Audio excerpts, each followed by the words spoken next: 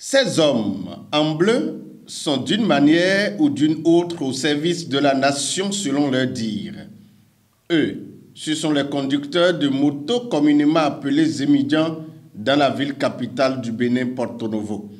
Un travail quotidien, toujours dans l'objectif de satisfaire ses besoins vitaux. Parmi eux, des artisans, des patrons d'ateliers. Mais à la question de savoir ce qui peut pousser à ce secteur d'activité, bon homme répondent. Zémidian, la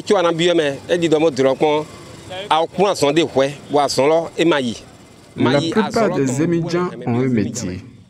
Et c'est le blocage de ce métier qui ne donne plus financièrement qui pousse à ce travail de Tassimoto. Mais l'argent qu'on y trouve fait que nous y sommes restés. Une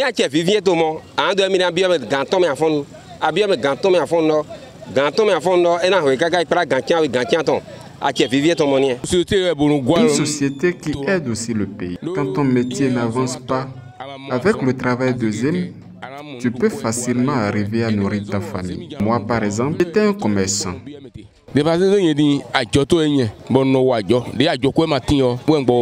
Un secteur ignoré et même ridiculisé par des Béninois, mais qui pourtant aide l'État et nourrit son homme selon les acteurs. Je ne peux pas dire que je n'ai rien gagné dans le travail de Tassimoto. J'ai débuté en l'an 2000, 23 ans déjà. Et grâce à ce travail, j'ai fait des réalisations. Mes enfants étudient jusqu'à l'université.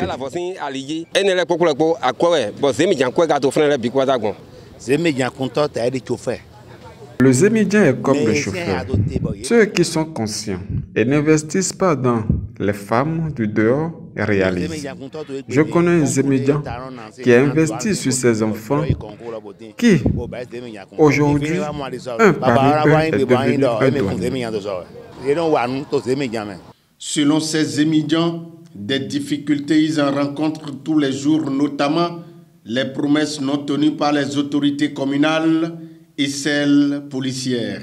Dans tout Porto Novo, nous n'avons pas de toilettes, pas de siège pour nous reposer. Et pourtant, nous payons chacun 5 000 francs par an.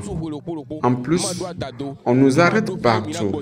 On ne sait vraiment pas quel péché nous avons commis. On prend droit assis et pourtant, les policiers nous arrêtent.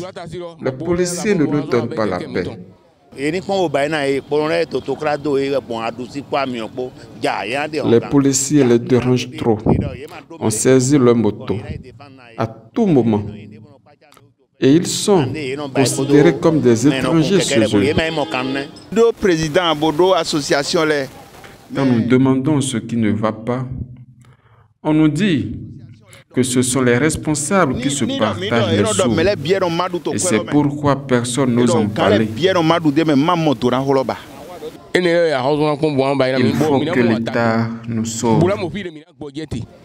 Des pères de famille à la recherche du bien-être n'ont aujourd'hui que les regards tournés vers le pouvoir central qu'ils appellent à la réorganisation de leur corporation.